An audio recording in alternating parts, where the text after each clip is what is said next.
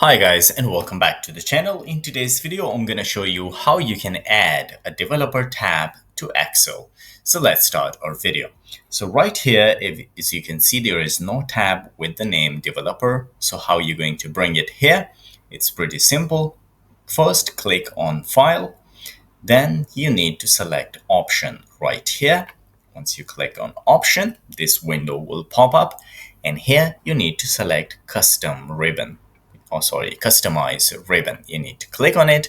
It will bring you here. Right here, you will find the option developer. As you can see, it is not checked. So once you select it, then click on OK. So once you click on OK, right here, developer tab appeared.